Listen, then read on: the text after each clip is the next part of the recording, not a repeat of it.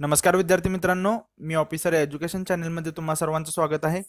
आज आपण चालू घडामोडीवरती प्रॅक्टिस टेस्ट 2 घेत आहोत. ओके, पहिली टेस्ट आपण घेतलेली आहे, त्याचप्रमाणे ही सुद्धा टेस्ट असणार आहे. तर या टेस्टमध्ये सुद्धा तुम्हाला पहिल्यांदा नोटपॅड आणि पेन घेऊन त्याच्यामध्ये 1 to 15 क्वेश्चन नंबर देऊन ठेवायचे आहेत. ओके, आणि मग तुम्हाला त्याच्या पुढे एक एक क्वेश्चन येत राहील, मग त्याचं तुम्हाला आन्सर द्यायचं आहे. ओके, जसं लास्ट टेस्टला केलं, ज्यांनी कोणी लास्ट टेस्ट दिलेली नाही त्यांना सुद्धा मी सांगतो की लास्ट टेस्ट सुद्धा द्या. अशीच आपण प्रॅक्टिस टेस्ट कंडक्ट करत जाऊ एक्झाम पर्यंत. ओके, आशा करतो तुम्हाला हे लेक्चर आवडेल, तुम्हाला ही टेस्ट आवडेल. जर विद्यार्थी मित्रांनो तुम्हाला जर ही टेस्ट आवडली तर लाईक करायला विसरू नका.